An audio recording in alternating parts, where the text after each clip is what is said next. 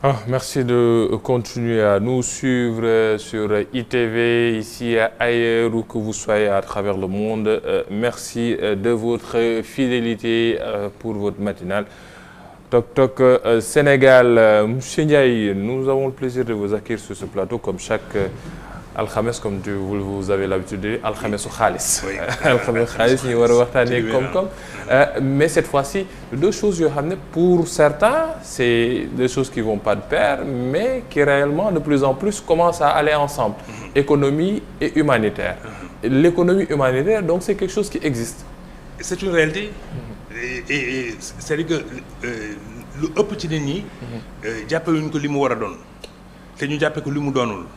si bien donc confusion boobu bu demee ba à un moment donné bon pëccaxoo bi daf ciy bëri mais en même temps aussi peut-être bon ñu si bëri dañ ciy jànnaxe tamit dañuy confondre nag aussi li nga ciy jublu ak li nga ciy séentu. or boo xoolee ni mbir mi di doxee dans le secteur humanitaire c'est comme si c'est un marché qui fonctionne avec le constat. Donc une demande. Et avec aussi peut-être bon des réponses qui sont apportées à ces constats-là, donc une offre. Donc muy marché. Ouais. Comme les marchés traditionnels ou bien habituels. Si bien donc que de plus en plus nit ñaa ngi gën a di bàyyi xel ni ci humanitaire bi bu wàññee dayoom du ci coobareem mais su dayoom wàññeekoo ci du ci coobareem. nar na gàllankoor lu bëri ci activités yi nit ñi di dox. parce que da ngay seetlu léegi ne adduna bi nit ñaa ngi yokk lim bi nit ñaa ngi yokk. mais ñu ngi gën a yokk aussi ci ñi nga xam ne ñoo féete soowu jant. par contre ñi féete peut-être bon penku lu ëpp ci ñoom ndax dañoo am bien-être ndax dañoo am un peu de développement ndax dañoo am progrès. ñoom léeg-léeg sax seen lim day wàññeeku. parce que dañuy bëgg di dund di gunaanaat. ba ci kanam a kanam te duñu seetlu na ñu ngi jëm mag. or booy jëm mag xëy na peut-être sa kàttan day wàññeeku pour nga mën a am askan. si bien donc en Occident il y a un infléchissement démographique. alors que dans les pays de l'hémisphère sud il y a un cru démocratique qui est extraordinaire. Démographique je veux dire qui est extraordinaire. Et maintenant il y a une petite stabilité donc dans les pays de l'Extrême-Orient ou peut-être bon des pays asiatiques. Si bien donc que les catastrophes qui yaa ngi rappelé wu peut-être bon en Indonésie à Bali peut-être instant yi fa amoon yaa ngi rappelé wu peut-être aussi le tsunami bi amoon peut-être bon en Extrême-Orient yaa ngi rappelé aussi les catastrophes peut-être bon en Amérique latine yi am récemment en Europe yi am aussi en Afrique aussi. Sans compter aussi les guerres en RDC. gis nga jouru RDC yi sax bi ñu demee peut-être Coupe d'Afrique des Nations.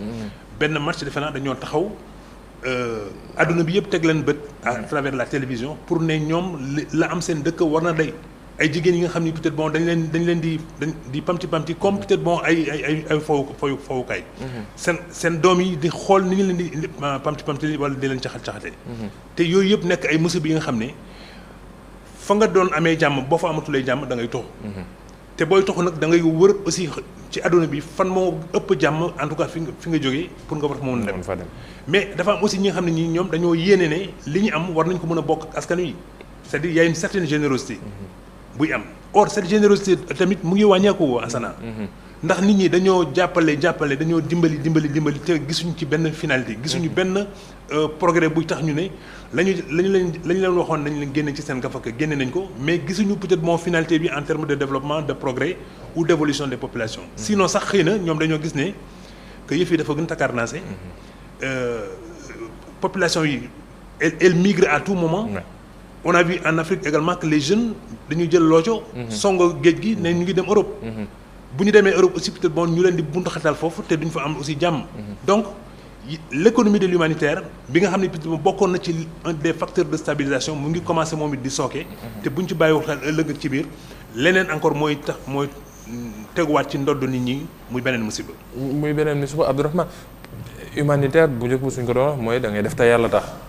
mais bon de plus en plus on voit que am na benn mais xeetu koom-koom goo xam ne dañ ko ci ñenn ñi dañuy mel na lu ko ciy dugal muy ay ONG yu mag yi xam ne léegi dafa mel ne dañuy ñëw wut ab entreprise lañ koy mujj def benn entreprise humanitaire am itam ñee ñoo xam ne dañ koy woowe volontariat ñee ñu di wax ne du volontariat sax c'est du volontourisme est-ce que à la limite but bi du loolu mooy tax pour ñu atteindre que muy nekk ab jafe-jafe. man loolu sax laal bëggoon laaj. aujourd'hui ñan ñoo war a mën a def. wala non man laajuñu ma ko de non yow yaa expert bi te yow la ñuy laaj lépp en fait justement question boobu laal bëgg a laaj. tey jii ñan ñoo war a mën a def wàllum humanitaire. xam nga humanitaire sax œuvre humanitaire sax dafa am sart. dafa am sart. voilà waaye xam nga mos naa fi ne Sénégal moom lu adduna bi peut-être bon jubloo penku ñun. dem saw ñu dem saw. loolu moom Sénégal rek la am. Sénégal rek la am xaw ma lu xew nag peut-être ci jamono yi passé mais dañoo mel ni sama benn xarit sociologue bu nekk Nice nee na moom fii la jàngee. mais bi mu ñibbisee Sénégal après mu gis ni yëf yi demee nit ñi yàkkamti mer naqari deret alors que bu njëkk ba quand il était étudiant mais le Sénégal était souriant, accueillant, hospitalité, teranga et en même temps aussi peut-être bon intelligent mais souple. mais nee na loolu yëpp gisatu ko. dafa mel ni donc dafa doon nelaw à 14h. ñu yee ko 15h. mu sëlmu changer de pays. changer de pays. donc pour revenir un peu à li nga wax ni mooy que du ku nekk mooy nekk acteur de l'ONG. parce que bu njëkk ba bi ñu leen di samp sax da ngay xool ne dañoo sukkandiku woon ci la charte qui a créé justement l'ONU. parce que ONU dafa ne man sama wàllu bopp li ma tax a jóg mooy peut-être bon jàmm dellu si ci àdduna bi. ndax on sort de deux guerres la guerre de 1914 et la guerre de 39. ba nga xam ne peut-être bon puisque génn nañ ci loolu ñu waruñ ci tabaat beneen yoon. kon nag ONU ne dinaa def sama kéem kattan pour que par exemple ñu war a dellu ñu bañ a dellu si waat ci yooyu. kon nag ndagam loolu musiba la il faut que maintenant ñu travailler xelu nit ñi. xale yu tout temps yi ñu jàngal leen. ëllëg ci biir peut-être bon ñu war a mën a xam nu ñuy saytoo yi mbir ak naka la ñuy seppee yenn yi. musiba yi ak coono yi nga xam ne peut-être moom dina mën a dal nit. mais après ñun nag aussi mënuñu defandoo lépp. léeg-léeg tamit am na yenn kuréel yi nga xam ne peut-être bon dina nekk ci seen wet di leen jàppale ci liggéey bi fekk aussi jubluwaay bi benn la maanaam les organisations non gouvernementales. day sax tur bi loolu la woon. mais dañoo jàppoon ne aussi organisation non gouvernementale yooyu tamit ñoom it dañuy am charte bi nga xam ne bi day lëkkaloo ak charte ONU bi. ñu war a mën a kattanal adduna bi ba nga xam ne peut-être bon fépp fu fitna am ñu fay ko fépp fu ndóol am ñu jéem a song ndóol mi pour peut-être bon nit ñi am seen bien-être ba nga xam ne pauvreté bi bu ñu ko wàññee rek fitna bi dañ ko wàññi mais musiba yi tamit dinañ leen wàññi. mais dafa am lu ci yokkul léegi Abdourahmane mooy les catastrophes naturelles. il fut des temps où peut-être bon voilà le monde n'était pas tel qu'il est aujourd'hui. ba nga xam ne partout il y a des catastrophes. c'est soit peut-être bon voilà des assèchements de sol. c'est soit des salinisations de sol. wala feneen sax peut-être boo nga gis un réchauffement des terres donc un réchauffement climatique. donc yooyu yëpp day tax peut-être nit ñi fa ñu dëkkoon te léegi peut-être bon seen jaww changé seen àll bi changé dañuy xool fan la ñu war a mën a dem nga xam ne foofu peut-être bu ñu fa demee duñ fa am dëkkuwaay. ba pare tamit moom dañ fa am jàmm te fitna tamit du fa yeew donc loolu moo tax nag ONG yi à un moment donné ñu song loolu mais ñu dem ba ci kanam nag aussi nga gis acteurs ONG yi ñenn ci ñoom waaye du ñëpp ñenn ci ñoom nag dañoo mel ni ay coopérants c'est-à-dire que dafa mel ni tubaab yi ñoo leen yónni en Afrique wala en Asie. ne leen dem leen ngeen jàppale ñooñu. mais ñoom bu ñu ñëwee nag aussi au lieu ñoom ñu nekk ñu sey ci askan wi. peut-être di leen jàppale parce que fa la ñuy soxee ko ñoom seen bopp. wante dañuy yore ay jikko yi nga xam ni jikko tubaab la c'est-à-dire dañuy ñëw pour intervention bu seen intervention pare ñu ñibbi te ensuite duñu fondre dans la masse si bien donc à un moment donné on a distingué donc la bonne graine des ONG de la mauvaise graine des ONG alors loolu nag moo tax nag aussi li ma waxoon sànq la générosité là wàññeeku parce que les gens ne peuvent plus peut-être bon être sollicités ad vitam aeternam par des guetteurs ou bien par des aumôniers di dem di uti xaalis bu bëree ñu dugal ko ci seen ay compte ñëw créer benn société écran pour peut-être bon wane ne que ñu ngi liggéey mais fekk aussi ñoom ñooy enrichir wu wala ñoom ak seen i ay ñooñ si bien donc dañoo dem ba à un moment donné nag conflit yu bëri xoolal boo seetee Afrique de l'Ouest bii Burkina tey peut-être bon jàmm amu fa Mali na waxi noppi Niger tamit peut-être bon gis nga li fa am taay demoon na ba fii ci Sénégal sax dem yéen sax defoon ngeen ci benn reportage bu am solo on a vu plein de Nigériens dans les rues de Dakar on n'a pas compris mais en vérité ils quittaient des zones peu clémentes pour peut-être venir s'abriter un peu à Dakar. Mais quand le reportage a été sorti, le gouvernement nigérien, par orgueil, a envoyé 2 avions ici pour ñëw jël si leen. Mais xam nga loolu c'est du taf yëngal. Comme ñëwaat nañ malheureusement. Parce que ñëwaat nañu. Voilà, donc c'est dire que on ne prend pas les choses au sérieux et on ne prend pas des solutions durables et viables. Ils ont pris 2 avions, on les a mis dedans, ils les ont ramenés, ñu filmé ko, ñu ne bon voilà dellu si nañu jàmm ne nañu. Non, ils ont repris le même cheminement bi ñu jëloon à l'initiative. ñëwaat Dakar toogaat fii et puis bon voilà jàmm ne ñooy pour ñoom. Donc ça montre simplement que générosité bi boo wàññeekoo échange yi wàññeeku en même temps aussi peut-être bon état yi tamit ku ci nekk di corser di ne ONG buy dugg ci sama dëkk bëgg fa gunaanaat. da ngay dëppoo ak sama charte réew. Si bien donc ONG yu bëri tamit difficulté yi la ñu am. D'abord en termes d'approvisionnement. Mais en termes aussi de mobilisation de ressources pour que ressources yooyu aussi dem ci population yi nga xam ni ñoom lañ jagleel quête yooyu. Donc fi mu nekk nii. ay lël yu bëri ñu ngi am à travers le monde pour war a waxtaanee nag donc humanitaire bi léegi nañ koy war a mën a réorganiser waat xaw ko réformer tuuti. pour que mu war a mën a dëppoo ak peut-être bon préoccupation yi am léegi.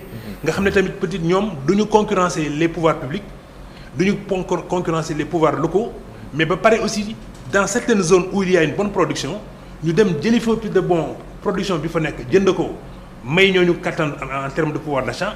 Récupérer peut-être bon li ñu fa produire yóbbu ko ci poche de pauvreté yi ou bien des poches déficitaires ba nga xam ne bailleurs de fonds yi duñ fa nekk di exiger ne da ngeen di jëndi riz bi fële transporter ko par tel bateau mu ñëw Sénégal après ngeen doog ko jox ay population loolu yenatul maanaam c'est-à-dire que peut-être bon bu fekkee ne c'est dans la zone du ñoom bateau moo am ay poches de déficit céréaliers yi mais bu ñu demee dans le nord on achète du riz avec les moyens mis par les bailleurs de fonds. On achète du riz et donc on accroît un pouvoir d'achat dans le nord. Mais en même temps aussi on a donc la ressource disponible qu'on peut transporter donc vers cette zone déficitaire. ñoom it ñu xam ne dans leur propre pays. Il y a des produits locaux sorte de transfert comme le transfert monétaire. ceeb bi jóge na fële ñëw na dans le ñoom bateau jox nañu population yi te mu mel ni peut-être bon ñoom la ñu ni neen la. Si bien donc il y a une inversion maintenant des priorités pour que peut-être les bailleurs de fonds insistent davantage sur le fait que ñoom waratuñu dicter n'est-ce pas aux actionnaires aux partenaires et même aux acteurs du développement yan critères wala yan conditionnalité la ñuy def pour peut-être boo ñu mën a wéyal seen liggéey. Je salue au passage suñu mbokk téléspectateurs yi dafa am léegi sax benn xarit bu ñu toog te ñu seetaan Sergio Koué activiste mu yónnee ma message ne ma peut-être que ñun ñii ci biir réew mi dañu war a différence entre l'humanitaire en tant que tel et l'action sociale. Parce que humanitaire bi dañ koy récupérer fay ko ne ko defal liggéey bi alors que kii def action sociale kooku da koy def te yàlla tax te yenn saa yi day am ay jafe-jafe pour d'où ma question par rapport ak li xam ne Sénégal taxawal na ko muy économie sociale et solidaire. gisoon nañ fi ñu defoon temps yii ci kaw benn forum mondial boo xam ne ci économie sociale et solidaire la. am na ay ndaw yoo xam ne ñoo ngi def je vais pas faire la publicité mais am nañu fi ay team Nintier ak ñeneen ñi xam ne ñoo ngi dugg ci biir gox-goxaani xool ñi xam ne seen loxo jotul seen ginnaaw ñu am nu ñu leen jàppale est-ce que pour que mbir mi nekk loo xam ne dañuy résorber gabu économie humanitaire boobee nguur gi wunul xool nu muy jàppalee ñooñee ci liggéey bu ñuy liggéey su fekkee dafa am ab organisme international boo xam ne daa bëgg a dimbali Sénégal mu mën a jaar ci ñooñee mu bañ a jaar ci ñeneen ñi xam ne ay faiseurs de roi ou bien koom-koom gi la ñuy xool rek ñoom ci siif ci ginnaaw. mais sa taxaw seetlu boobu am na solo trop. Azana ndax loolu dafa am ñu nga xam ne dañ ko commencé jàmbat di ko joytu sax. parce que nee nañ aussi yenn humanitaires yi bu ñu ñëwee ci benn réew. du ñu xool les priorités de développement du pays. du ñu xool aussi peut-être bon fan la nguur gi fa ne wala pouvoir public yi fa ne ñoom fan la ñu gën a mettre l'accent pour que peut-être aussi ñu résorber les poches de pauvreté. dañu am seen calendrier bopp dañuy am seen calendrier bopp et léeg-léeg sax fa ñuy intervenir dañ fay dirante mbagg ak peut-être bon les pouvoirs locaux yi fa nekk. maanaam gouverneurs yi maires yi président conseil départemental yi. donc ba nga xam ne peut-être bon bu ñu ñëwee ñoom dañuy am seen dayoo bopp yore seen i ay ay moyens bopp seen i ay moyens bopp. bëgg a wan ne nag peut-être bon population yi bu duloon ñun dara du baax. si bien donc peut-être bon quand le maire arrive dans un événement. à la limite même. il est chahuté ou il est à la périphérie. Or l'humanitaire ce n'est pas ça sa vocation. Sa vocation c'est d'être à l'écoute donc des populations mais aussi d'être à l'écoute des politiques publiques ba nga xam ne peut-être bon ñoom bu ñu ci indee seen ndimbal du contrarier les politiques publiques. li ci ëpp solo rek mooy peut-être bon ñoom nañ leen ne gàcce ngalaama. mbir xew na indi nañu seen ndimbal. jaarale nañ ko fi ñu ko war a jaarale mais en même temps aussi peut-être bon ñoom ñu exercer nag li nga xam ne foofu lañ mënee mooy contrôle. xam nga ñun les pouvoirs publics là da nga leen jox xaalis ñu dugal seen poche et puis bon ñu ne leen seen maam moo tegal gaynde gi ñuy génn xaalis bi di joxe. alors que peut-être bon waruñu ko joxee foofu. mais dañ ko war a amal une finalité efficace. une finalité efficiente. quand il y a une école à abri nu ñu koy waxee sans abri. ou bien à abri provisoire. une ONG ne day jàppale peut-être bon voilà les écoles les régions à abri provisoire. mais le maire war na mën a xool peut-être la cartographie scolaire donc de sa zone. pour que bu ndimbal bi ñëwee chaque fois population yi di gis ne quand même il y a de moins en moins d'écoles provisoires d'abris provisoires. ñu xam ne peut-être bon ndimbal bi lëkkaloo na ak vision du pouvoir local. pour que peut-être au moins si ñu mën a wàññi quand même limu école abris provisoires yi. ak leneen par exemple gas teen benn forage. jàppale benn dispensaire élever le plateau technique donc d'un hôpital. yooyu yëpp peut-être bon ay firnde yi nga xam ne man li ma gëm mooy que développement da ngay def benn bu déwénee nga defaat benn muy ñaar. loolu nit ki di sentir ne am na progrès. gis nga léegi ñoom ONG yi wala ñoom humanitaires yi gis nañ ne peut-être bon c'est plus facile maintenant d'aller dans tous les coins du pays. Pourquoi? Parce qu'il y a un maillage autoroutier et infrastructurel. donc loolu ñoom xam nañ ne il y a eu une progression. mais en même temps ñoom ci seen bopp aussi dafa war a am efficacité maintenant d'intervention et de rapidité. parce que puisque am nañu infrastructure yooyu bu ñu yoree nag maintenant seen i ay kattan pour dem benn dëkk ils n'ont pas à planifier ça sur une longue durée. ils n'ont pas non plus à subir une paperasse administrative extrêmement élevée. mais dinañ am au moins une intervention beaucoup plus efficiente. donc daal pour tënkaat rek. ñoom waruñu diirante mbagg ak les pouvoirs locaux. pouvoirs locaux yi aussi waruñu leen di ignorer. wala di leen gàllankoor aussi pour ñu bañ a def seen liggéey. l'essentiel c'est que bu ñu fusionner ñoom ñëpp seen yéene population yi war nañ ci gis seen bopp mu amal leen njëriñ et puis en même temps aussi ñu jàll ci beneen gox. bu li weesoo ñu jàll ci beneen gox. mais da ngay gis peut-être ils peuvent ripolliner sur peut-être bon un projet de forage dans une zone. pendant au moins 5 ans. 5 ans alors que le forage probablement c'est 50 millions. or ñoom seen gafa peut-être yor nañ 250 millions. Abdourahmane. alors man li ma bëggoon a laaj rek mooy déjà Sénégal fii booy génn Dakar di dem si yenn régions yi rek foo romb yaa ngi gis benn tableau boo xam ne siy bind. coopération Chine Sénégal coopération Turquie Sénégal entre autres choses. mais à un niveau un peu plus élevé des organisations humanitaires man aujourd'hui la question que j'ai envie de vous poser monsieur Ndiaye c'est tey jii nii je sais pas si vous vous souvenez de ça mbir mi doonoon na débat maanaam yenn organisation humanitaire wala boog yenn ONG yoo xamante ne en tout cas dañ doon génnee xaalis bu bëri di ko jox ñi nga xamante ne mooy état Sénégal aujourd'hui débat bi moo nekkoon lan débat bi mooy est-ce que nguuru Sénégal mi ngi koy dugal fi nga xamante ne foofu la ko war a dugal ci wàllum en tout cas li nga xamante ne que mooy les choses vitales si je puis dire aujourd'hui est-ce que ce débat-là a sa raison d'être selon vous? En principe, il n'a pas sa raison d'être ce débat parce que comme ni ma ko waxee woon sànq xam nga l'Assemblée nationale moom mooy approuver les politiques publiques peut-être bon définies par donc la puissance publique l'État ou le gouvernement. mais après nag maintenant dañ koy jébbal ñi nga xam ne ni peut-être bon ñoom ñoo yelloo pour voilà dérouler et être dans l'opérationnel. maintenant bu ONG ñëwee ne man de bëgg naa dugal sama koppar Sénégal. wala bëgg naa jàppale Sénégal ci yenn fànn yi. mais moom it bu ñëwee. dafay laaj Sénégal ci lim la bëgg a dimbali naka la war a mën a dëppoo ak li Sénégal di xaar ci ñi leen di jàppale. mais gis nga loolu nga wax noonu la forêt des tableaux yi ngi gis booy dem nii. parce que ku ci nekk dafa bëgg a fësal boppam ne man fii budul woon man lii du am. wala boog peut-être bon ñoom aussi ñu am ay éléments de démonstration pour ñu mën a xoolaat aussi bailleurs de fonds yi ne leen gis ngeen xaalis bi ngeen ñu joxoon lii lañ ko defee. mais fekk loolu yëpp peut-être bon ay comme ni ko xale di waxee ay dóor la. dinañ def tableau bi bu rafet dinañu def ay images wane peut-être bon population yi ñëw nañu tàcc nañu.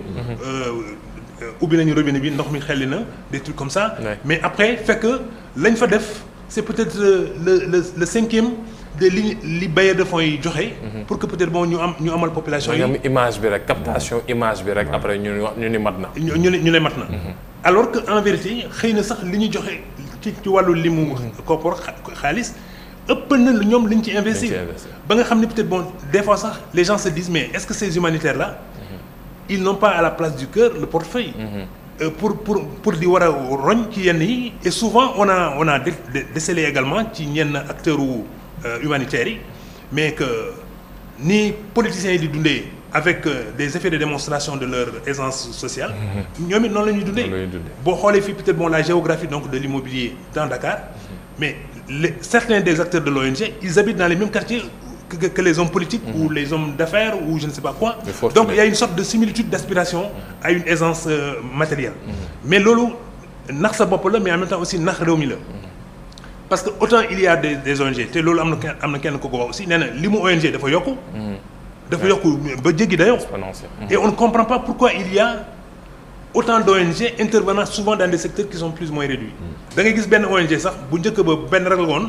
jekki-jekki ñoom ñi nekkoon ci ONG boobu dañuy réeroo seen biir ku nekk ñu tas ku nekk créé waat benn mini ONG bi nga xam ne par exemple fekk l'objectif est le même que la grande ONG donc s'ils étaient 5 ils se divisent ils sont 5 ONG avec maintenant une parité bi nga xam ne donc loolu day pénaliser l'efficacité et même aussi les populations en sont victimes toujours c'est les populations qui en sont victimes parce que ku nekk dina dem goxam te loolu aussi commencé na am ñenn ci acteurs humanitaires yi dañoo bëri doole ba nga xam ne parfois même ils sont représentants de Dieu sur terre dans les localités parce que voilà bu ñu indiwul seen bu ñu joxewul dara du sotti bu ñu leen ci boolewul ñu xajamal cere ji wala ceeb ji si bien donc il y a une interpellation maintenant pour que les médias on en a parlé aussi les médias war nañ di gën a saytu les actions humanitaires naka lay war a mën a dëppoo ak aussi peut-être bon les aspirations des populations parce que médias yi du fait que ñoom dañoo xaw a peut-être bon beru ci mbir mi bañ ko xool comme ni ñu ko war a xoolee mooy waral ne peut-être bon il y a une sorte de conspiration du silence et le rôle des médias est de plus en plus peut-être bon sollicité pour que moom mu war a gën a mën a fësal finalité humanitaire yi ba nga xam ne peut-être bon voilà on se dira que il y a des résultats mais en même temps aussi il y a de l'efficacité et puis en même temps aussi un problème est réglé on ouvre maintenant le dossier d'un autre problème mais on ne peut pas simultanément sans ONG intervenir dans le secteur de l'école par exemple fait que peut-être bon le problème n'est pas solvé on va également vers un autre secteur pareil combien de forages depuis du temps Abdou Diouf lañu créé au Sénégal mais parfois soo demee ci àll bi da ngay gis il y a des forages ñu ne la forage bi tëj nañ ko depuis plus de 10 ans 8 ans 9 ans kenn ubbiwu ko pourquoi parce que bailleur bi fa defoon tuuti ci kopparam moom moo banque loxoom dem yoonam te amatul keneen kuy mën a jël relais bi pour peut-être bon jox population yi moyen kattan technicité ak opérationnalité wala puissance qualifiante pour que ñoom ñu war a mën a wéyal forage bi indépendamment de la présence du bailleur de fonds ou non. mais docteur. maintenant docteur là. fi mu toll nii moom foo ma def la docteur quoi mais monsieur Ndiaye. man la manière dont le tableau est peint ça fait peur quand même parce que à un moment donné ONG yi bëri na fondation yi bëri nañu léegi entreprise bu jug sax léegi day wax ne entreprise da nga gis entreprise bu nekk ci secteur hydrocarbures ci polluer te génnee na noo day xeex pour climat ne day créer ONG wala yeneen yi ñu mel. mais est-ce qu'il y a de l'espoir à la limite est-ce que fi mu toll nii ñun ñi xam ne ñu ñoo nekk ci partie kon àdduna bi xam ne moom la ñu gën a délaissé te pourtant ñun la ñuy ëpp lu ñuy gis sotti xaalis ci mbirum ay ONG ak ñun mel est-ce qu'il y a de l'espoir ci ñu mën a génn ci mbir yi xam ne moom lañ nekk calendrier yi xam ne ku nekk day ñëw imposer ko ak enjeux yi xam ne bëri na lool te ñun yenn saa yi duñ ci gis suñu bopp. gis nga l'ancien premier ministre français bi tudd Michel Rocard. dafa lëkkaloo woon ak benn xaritam bu nekkoon Sénégal bu tuddoon Buñukour xaw ma ndax yéen a ngi fàttaliku Buñukour moo créé ENDA. waaw mais bi muy créé ENDA dafa waxtaan ak Michel Rocard. nga xam ne ñoom ñaar ñëpp ay kàngam la ñu woon ay français lañu d'origine kenn ki nekkoon premier ministre. yàlla def nag Michel Rocard benn année mu ñëw fii à Dakar mu boole ma ci visitam bi mu ñëwoon def si fii. man ak moom ak Buñukour ñu toog ci seen benn bureau ñu waxtaan ci affaire ONG. li ma ci jàpp dañ ne ONG en principe ONG liggéeyam dafa war a def de sorte que bu fekkee ne c'est efficace c'est après la disparition de cette même ONG c'est-à-dire du amati solo ONG bi peut-être bon di wéy ni di continuer ci liggéeyam parce que il a trouvé une réponse à une demande ou bien il a solutionné un problème donc dafa war a dem mais lan ngay gis tey il y a des ONG qui font 2, 3, 4 décennies di renouveler sax peut-être le personnel. léeg-léeg sax peut-être bon ñoom ci seen bopp peut-être bon dañuy am des conduites presque parallèles aux conduites justement des hommes politiques. Effectivement. mais yooyu c'est parce que maintenant ils ont assis un fonds de notoriété bi nga xam ne daf leen di permettre ñoom aussi ñuy ñuy concurrencer peut-être illégalement les pouvoirs publics. Or leur action devrait être une action d'appoint supplémentaire à l'action posée justement par le secteur public. mais loolu nekkatul. si bien donc les ONG en ce moment war nañu xoolaat seen bopp war a xoolaat aussi peut-être bon l'efficacité de l'humanitaire. mais en même temps aussi ñu xoolaat humanitaire bi naka la parce que ñetti mbir a ngi nii di leen bëgg a song. benn bi j'ai dit que la générosité est en train de reculer. mais ñaareel bi aussi peut-être bon les catastrophes se multiplient. parce que la générosité diminue et les catastrophes se multiplient moyens yi ñu daan am bu njëkk pour intervenir dafay wàññeeku léegi. donc à un moment donné la vraie victime maintenant de tout ça mooy au nom des populations yi ñuy dem di collecter les fonds. populations yi ñoom rek ñoo ciy nekk am victime. na nga jël par exemple la bande de Gaza. la bande de Gaza juste un exemple. Israël bi mu tegee loxoom ci Gaza dafa ne organisation humanitaire yi fa nekk yëpp nañu génn dëkk bi. de ñu sepp ci benn singale ko ne peut-être bon moom moo doon sax. moo jàppale woon peut-être bon waa Hamas. moo leen jàppale woon. mais am na lu ci nekk dëgg am na lu ci nekkul dëgg. mais puisque nag peut-être bon dañoo bëggoon a nasaxal Hamas il fallait que ñu gis peut-être bon benn cong bi am solo ñu ne peut-être bon bii bu ñu ko tegee. dina naxasal Hamas foofu lañ jaar. mais ONG yi bu njëkk ba comme je le dis en référence à Rocard. dafa ne c'est des lanceurs d'alerte mooy li ngeen am léegi. seen génération bi lanceur d'alerte.